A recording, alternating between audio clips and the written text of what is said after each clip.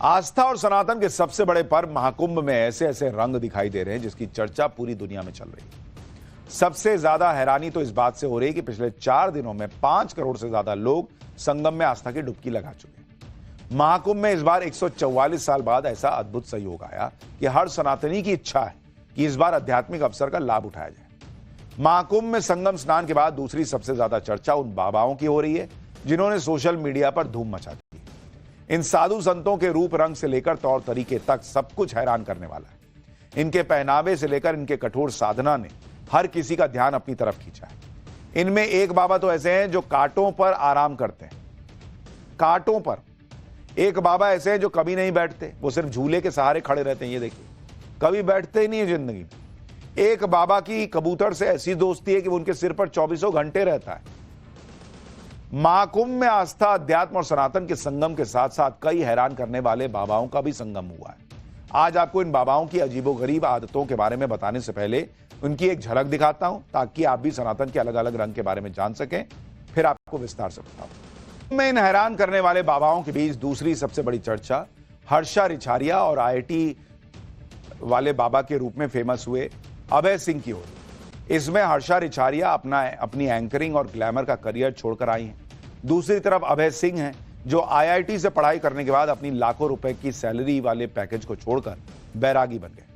आज के जमाने में जहां IIT में एडमिशन लेना ज्यादातर स्टूडेंट्स का सपना होता है, वहां ये अपना जमाया शानदार करियर छोड़कर सनातन की खोज में बैरागी बने। इनके बारे में भी आगे बताऊंगा, लेकिन उससे पहले बात हर्षा रिछारिया की कर लेते हैं, जो महाकुंभ में आने के बाद सोशल मीडिया से लेकर न्यूज चैनल तक हर जगह छाई हुई। लेकिन इस बीच एक ऐसी बात हो गई कि हर्षा की चर्चा अब विवादों में घिर गई। हर्षा से कुछ साधु संत बहुत नाराज हो गए। आपको याद होगा कि कुछ दिन पहले हर्षा रिछारिया महाकुंभ के दौरान पेशवाई के दौरान एक रथ पर बैठी हुई दिखाई दी थी। यहीं से हर्षा सोशल मीडिया पर अचानक वायरल हुई थी।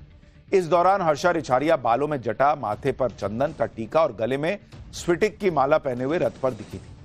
इस तस्वीर ने सोशल मीडिया पर हलचल मचा दी। उनके अलग रूप को देखकर लोग जो है सोशल मीडिया पर चर्चाएं करने लगे। लोगों ने हर्षा के इस रूप को देखकर उन्हें महाकुंभ की सबसे सुंदर साध्वी का भी नाम दे दिया। हालांकि हर्षा खुद को साध्वी नहीं मानती, लेकिन हर्षा के इस रूप और संतों के साथ रथ में बैठने से महाकुंभ में इसमें हर्षा रिछारिया महामंडलेश्वर के शाही रथ पर बैठी हुई थी। हर्षा के संतों के साथ शाही रथ पर बैठने पर विवाद हुआ है। इस पर शंकराचार्य स्वामी अभिमुक्तेश्वरानंद सरस्वती ने हर्षा रिछारिया पर सवाल उठाए। इनके अलावा शांभवी पीठाधीश्वर स्वामी आनंद स्वरूप महाराज ने हर्षा के शाही रथ पर बैठने पर नाराजगी जताई। साधु संतों ने कहा कि इस तरह की परंपरा गलत है। हर्षा रिछारिया को संतों के साथ शाही रथ पर जगह नहीं दी जानी चाहिए। शंकराचार्य स्वामी अभिमुक्तेश्वरानंद ने हर्षा रिछारिया की आलोचना करते हुए कहा कि जो अभी तक यह तय नहीं कर पाया है कि उसे शादी करनी है या संन्यास की दीक्षा लेनी है, उसे संत महात्माओं के शाही रथ पर जगह देना सही नहीं था। महाकुंभ में धर्माचार्यों को इस तरह के विवाद से बचना चाहिए। जिनका भगवा पहनने का अधिकार नहीं है, उन्हें भगवा पहनने की अनुमति नहीं देनी चाहिए। वो श्रद्धालु के तौर पर शामिल होती तब भी ठीक था, लेकिन भगवा कपड़े में शाही रथ पर बिठाना पूरी तरह गलत है। यहां चेहरे की सुंदरता दिखाने का स्थान नहीं है। अगर कोई ऐसा कर रहा है तो इस धर्म के क्षेत्र को विकृत कर रहा है। महाकुंभ में चेहरे की सुंदरता मायने नहीं रखती। महाकुंभ में हम हृदय को निर्मल बनाने के लिए आते हैं। भगवा वस्त्र धारण करना गलत है। पुलिस का ड्रेस वही पहन सकता है जो भर्ती हो चुका। इसलिए जब आप दीक्षा ले ले तभी भगवा पहनिए, उससे पहले भगवा को कलंकित मत कीजिए। स्वामी अभिमुक्तेश्वरानंद के अलावा शांभवी पीठाधीश्वर स्वामी आनंद स्वरूप ने भी हर्षा रिछारिया को लेकर अपनी नाराजगी दिखाई। स्वामी आनंद स्वरूप ने कहा कि साधु संत त्याग का स्वरूप होते हैं भाई, उनमें लोभ, मोह, भोग नहीं होना चाहिए। इससे समाज में गलत संदेश फैलता है। धर्म को प्रदर्शन का हिस्सा बनाना खतरनाक है।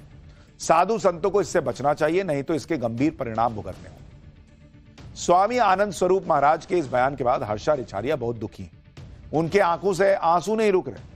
हर्षा का कहना है कि कुछ लोग उन्हें कुंभ में देखना ही नहीं चाहते। उन्होंने यहां तक कह दिया कि स्वामी आनंद स्वरूप ने ऐसा बयान देकर एक पाप किया है। हर्षा तो यह भी कह रही है कि वो अब कुंभ से चली जाएंगी। एक बार हर्षा को भी सुनिए। शर्म आनी चाहिए कि एक लड़की जो धर्म से जुड़ने के लिए आई थी, धर्म को जानने के लिए आई थी, सनातन संस्कृति को जानने के लिए आई थी, आपने उसे इस लायक भी नहीं छोड़ा कि वो पूरे कुंभ में रुक पाए। वो कुंभ जो हमारी जीवन में एक बार आएगा, आपने वो कुंभ एक इंसान से छीन लिया। तो इसका पुण्य का तो नहीं पता, लेकिन ये जो आनंद स्वरूप जी है, इनको पाप जरूर इस चीज का लगेगा। यहाँ कुछ लोगों ने मुझे ही धर्म से जोड़ने का मौका नहीं दिया, संस्कृति में रमने का मौका नहीं दिया। लिटरली इस कॉटेज में रह के, इस रूम में रह के ये फील हो रहा है जैसे मैंने कोई बहुत बड़ा गुनाह कर दिया, जबकि मेरी कोई गलती नहीं है, लेकिन फिर भी मुझे इस तरह से टारगेट कर रहे हैं। तो अब जहाँ पे पहले मैं आई थी पूरे महाकुंभ में रहने की मंशा से, इच्छा से, वहां अब शायद मैं नहीं रह पाऊंगी। महाकुंभ में हर्षा रिछारियां रहेंगी या जाएंगी ये तो कुछ दिन में पता चल जाएगा, लेकिन महाकुंभ में एक ऐसे बाबा आए हैं जो जबरदस्त तरीके से वायरल। लोग इन्हें आईआईटी वाले बाबा कह रहे हैं, जबकि इनका नाम अभय सिंह राजपूत है। महाकुंभ में इनके सुर्खियों में रहने की दो बड़ी वजह है। पहली तो यह कि अभय सिंह ने आईआईटी मुंबई से एरोस्पेस इंजीनियरिंग की है। इसके बाद इनका कनाडा में लाखों रुपए का पैकेज वाली नौकरी थी, लेकिन सनातन और अध्यात्म की तरफ ऐसा झुकाव हुआ कि दुनियादारी छोड़कर बाबा बने। अभय सिंह जूना अखाड़ा से जुड़े हुए हैं, खुद को अध्यात्म का शिष्य बताते हैं और महाकुंभ में जूना अखाड़ा में ही धुनी रमाए हुए हैं। अभय सिंह का कहना है कि वो सन्यासी नहीं बल्कि बैरागी बने हैं, अभी अध्यात्म के बारे में पढ़ और समझ रहे हैं। हालांकि जीवन को लेकर आईआईटी वाले बाबा की फिलॉसफी ऐसी है जिसे समझना आसान नहीं है। सुनिए आईआईटी बाबा अभय सिंह ने क्या कहा। करोड़ों की नौकरी करने वाला जो एक युवा था जिसने आईआईटी से पढ़ाई की, वो अब संन्यास की राह पे चल पड़ा है। इसके पीछे की वजह क्या है और इसकी शुरुआत कहाँ से हुई, क्या लगता है आपको? नहीं, ये संन्यास की राह नहीं है, ज्ञान की राह है। ज्ञान की राह पे चल पड़ा है। ज्ञान के लिए तप करना पड़ता है, तपस्या करनी पड़ती है, तो वो सही है। उसके लिए मतलब किसी भी ज्ञान के लिए करना पड़ता है। तुम किसी वही ऑक्सफोर्ड में बैठ के रिसर्च करोगे तो उसके लिए भी तप करना पड़ता है। एक बिजनेसमैन भी आप भी तप करिए और है ना, अपना काम कर रहे हो तब भी तो कर रहे हो। अब जितना उसके अपने काम के अंदर तप करोगे आप उतने बढ़िया हो जाओगे। लेकिन आपने सनातन की राह चुनी ज्ञान की प्राप्ति के लिए। नहीं, वो एक ही राह है वो यही तो समझा रहा है लोगों को। तो ऐसे अजब गजब बाबा वहां पर हैं जिनके बारे में हम आपको पाठशाला में लगातार दिखाएंगे, बताएंगे। फिलहाल एक छोटा सा ब्रेक।